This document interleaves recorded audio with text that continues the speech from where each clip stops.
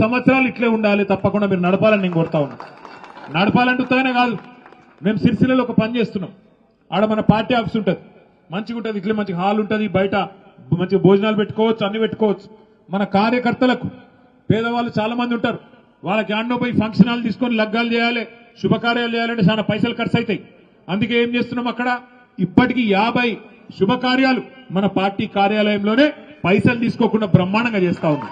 అట్లాగే ఇక్కడ కూడా భువనగిరిలో, ఆలేరులో ఎవరికి కావాలన్నా మన పార్టీ కార్యాలయం పేదవాళ్ళు అయితే చాలు వాళ్ళకి ఇవ్వండి, బ్రహ్మాండంగా కార్యక్రమాలు ఉన్నప్పుడు కార్యక్రమాలు ఉంటాయి, లేనప్పుడు మంచిగా మన పార్టీ కార్యాలయం కలకల్లాడుతూ ఉండే విధంగా మన కార్యకర్తల కడుపులు నింపే విధంగా సంతోషంతో మీరు ఆ కార్యక్రమం చేయాలని చెప్పి కూడా శేఖర్ రెడ్డి గారు నేను విజ్ఞప్తి చేస్తా ఉన్నా.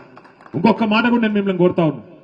ఇవాళ నిజానికి మన ఓటమి 2023 డిసెంబర్లో మనని ఎవడో బయట ఓడగొట్టలే, కాంగ్రెస్ ఓడో బీజేపీ ఓడో ఓడగొట్టలే, మనది మనమే ఓడగొట్టుకున్నాం. వాస్తవం చెప్పాలంటే పట్టించుకోక మన సర్పంచులు, మన ఎంపీటీసీలకు ఉండే సమస్యలు మన నాయకులు మనం చూసుకోక, వాళ్ళకు రావాల్సిన బిల్లులు ఇప్పియక, అక్కడ కొంత పట్టించుకున్నట్టు వ్యవహారం చేయడం వల్లనే కొంత వాళ్ళు కూడా నీరసపడ్డారు, నిరాశపడ్డారు కొంత. అందుకే వాళ్ళు కూడా ఉత్సాహంగా పని చేయలేదు. నిజానికి మనం చేసిన పని, కేసీఆర్ గారి నాయకత్వంలో గ్రామ పంచాయతీలలో జరిగిన పని స్వాతంత్రం వచ్చినాక భారతదేశంలో ఏ రాష్ట్రంలో కూడా జరగలేదు అనే మాట అక్షర సత్యం, ఇందులో తిరుగులేదు. ఎందుకంటే నేను ఉత్తరానే చెప్తలేను, మన నాయకుడికి, మన పార్టీకి, మన ప్రభుత్వానికి నేను కితాబులు ఇస్తలేను. వాస్తవానికి తెలంగాణ జనాభా పరంగా చూసుకుంటే భారతదేశంలో 3% కంటే తక్కువ. మన జనాభా ఎంత? 4 కోట్లు. భారతదేశం జనాభా ఎంత? 147 కోట్లు. మరి 147 కోట్లలో 4 కోట్లు అంటే 3% కంటే తక్కువ. కానీ 3% కంటే తక్కువ జనాభా ఉన్న తెలంగాణ జాతీయ స్థాయిలో ఉత్తమ పంచాయతీలు ఎక్కడున్నాయని కేంద్ర ప్రభుత్వం అవార్డులు ప్రకటిస్తే 30% అవార్డులు గెలుచుకున్నది కేసీఆర్ గారి నాయకత్వంలో. ఒక్కసారి గుర్తు తెచ్చుకోండి. ఎట్లా వచ్చినాయి మరి అవార్డులు? ఎట్లా వచ్చినాయి అంటే ఒక్కొక్క గ్రామంలో నర్సరీ పెట్టి, చెట్లు పెంచి, హరితహారం లాంటి మంచి కార్యక్రమాలు. నిజానికి చెట్లకు ఓట్లు ఉన్నాయి, వేరే వేరే నాయకులు వేరే వేరే పార్టీలు చెట్లు పెట్టుడు పట్టించుకోరు.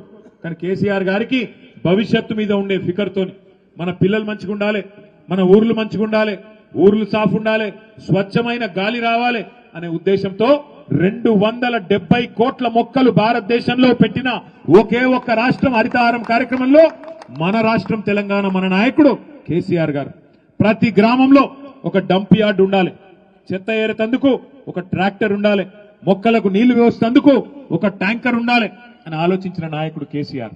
ఎవరైనా చచ్చిపోతే వాళ్ళను ఎవరి పొలాల కాడ, వాగుల కాడ, చెర్ల కాడ గాలిసుడు కాదు, ఊర్లో ఒక సంస్కారవంతంగా అంతిమయాత్ర చేసి అంత్యక్రియలు చేసే విధంగా వైకుంఠ ధామం ఉండాలి అని ఆలోచన చేసిన నాయకుడు కేసీఆర్. పట్టణాల్లోనే పార్కులు కాదు, పల్లెలలో కూడా పేదవాళ్లు తిరిగేందుకు పార్కులు ఉండాలని ఆలోచన చేసి ప్రతి పల్లెలో పల్లె ప్రకృతి వనం పెట్టిన నాయకుడు కేసీఆర్. అట్లాగే పల్లెల్లో పిల్లలు ఆడుకునేందుకు గ్రౌండ్ ఉండాలి అని ఆలోచన చేసి క్రీడా ప్రాంగణం ఏర్పాటు చేసిన నాయకుడు కేసీఆర్ గారు. ఇంటింటికి నల్లా పెట్టి, ఇదే నల్లగొండ జిల్లా కదా, ఇదే మునుగోడు, ఇదే దేవరకొండ కదా ఫ్లోరోసిస్ తో తల్లడిల్లిన ప్రాంతం. అట్లాంటి మునుగోడులో, దేవరకొండలో, ఉమ్మడి నల్లగొండ జిల్లాలో ఫ్లోరైడ్ అనేది లేకుండా చేసి బ్రహ్మాండంగా ఇంటింటికి కృష్ణా జలాలు, గోదావరి జలాలు తీసుకొచ్చి మీ కాళ్లు గడిగిన నాయకుడు కేసీఆర్ గారు. చెప్పుకుంటూ పోతే 1, 2 కాదు, 10 ఏళ్లలో మన నాయకుడు చేసిన అద్భుతాలు ఎన్ని చేసినాం పనులు. వ్యవసాయం ఎట్లుండే కేసీఆర్ గారు రాకముందు దేశం బ్రహ్మాండంగా. కేసీఆర్ గారు వచ్చిన తర్వాత 24 గంటల కరెంటు రైతాంగానికి ఇచ్చిన రాష్ట్రం ఒక్క తెలంగాణ కాదా? నాట్లేసే టైం వచ్చింది అంటే మీరెవ్వరు దరఖాస్తు పెట్టాల్సిన అవసరం లేకుండా, దండం పెట్టే అక్కర లేకుండా, దఫ్తర్ చుట్టూ తిరిగే అవసరం లేకుండా మీ ఫోన్లలో టింగు టింగు టింగు అని సౌండ్ వస్తుండే. ఇలా వస్తున్నదా టింగు టింగు? టింగు టింగు కాదట. రేవంత్ రెడ్డి చెప్తాడు ఆయన టింగు టింగు నడవదంట రైతు బంధుకు, టకీ టకీ అట. పడుతుందా మరి టకీ టకీమని? ఏడబడ్డది. 2 సార్లు రైతు బంధు కూడా ఎగ్గట్టిండు. అపోజిషన్లు ఉన్నప్పుడేమో, ప్రతిపక్షంలో ఉన్నప్పుడేమో 3 పంటలకు ఇవ్వాలి రైతు బంధు, 2టికే ఇస్తావా అని మాట్లాడిండు. 10,000 కాదు 15,000 ఇస్తా సోనియా గాంధీ మీద ఒట్టని మాట్లాడిండా లేదా?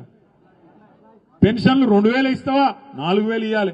ఇవన్నీ చెప్పారు. 6 గ్యారంటీలు, 100 రోజులు అన్ని చేస్తాం. మరి 800 రోజులు అయిపోయాయి. ఇవాళ ఏమంటున్నాడు?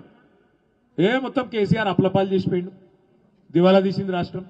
క్యాన్సర్ పేషెంట్ అయింది, ఎయిడ్స్ పేషెంట్ అయింది. వెనకటికి ఎవడో ముఖం బాగలేక అద్దం బల్ల కొట్టుకున్నాడట. శాత కాదు నీకు నడపనికి ప్రభుత్వం. యాద్ చేసుకోండి ఒక్కసారి. కేసీఆర్ గారు ఉన్నప్పుడు ముఖ్యమంత్రిగా కరోనా మహమ్మారి వచ్చింది. కరోనా వస్తే ఎన్నడన్నా కలగన్నామా మనం? మూతికి బట్ట కట్టుకొని ఎవరింట్లో వాళ్ళని కూర్చునే రోజులు వస్తాయి, నెలలని బయటికి కాలు పెడదామంటే భయం అయింది, ఏడ చచ్చిపోతామేమో అని. ఒక అట్లాంటి పరిస్థితి. రూపాయి ఆదాయం లేదు రాష్ట్రానికి, రూపాయి ఆదాయం లేదు. అట్లాంటి పరిస్థితుల్లో కూడా కరోనా ఉన్నప్పుడు కూడా పెన్షన్లు ఆగినాయా? రైతు బంధు ఆగిందా? కళ్యాణ లక్ష్మి ఆగిందా? ఏ ఒక్క సంక్షేమ పథకం ఆగిందా? ఓ గది లీడర్షిప్ అంటే. ఆ రోజు రూపాయి ఆదాయం లేకపోయినా కేసీఆర్ గారు లక్షలాది మంది రైతాంగానికి రైతు బంధు ఇచ్చిండు. కేసీఆర్ గారు ఎక్కడ ఆడపిల్ల పెళ్ళైతే అక్కడ మరి బ్రహ్మాండంగా కళ్యాణ లక్ష్మి షాదీ ముబారక్ అందజేసిండు. ముసలోళ్లకు పెన్షన్లు ఇచ్చిండు. ఈ ఊరూరికి కొనుగోలు కేంద్రాలు పెట్టి పంట కొనుగోలు చేసి వెంటనే డబ్బులు కూడా మీ ఖాతాల్లో వేసిండు.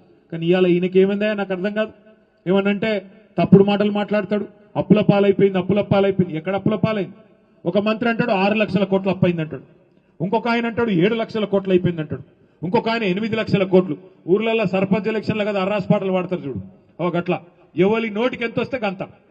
నాకు అనుమానం వచ్చింది, నిజమా మరి ఇన్ని అబద్ధాలు చెప్తున్నారు వీళ్ళు? కేంద్ర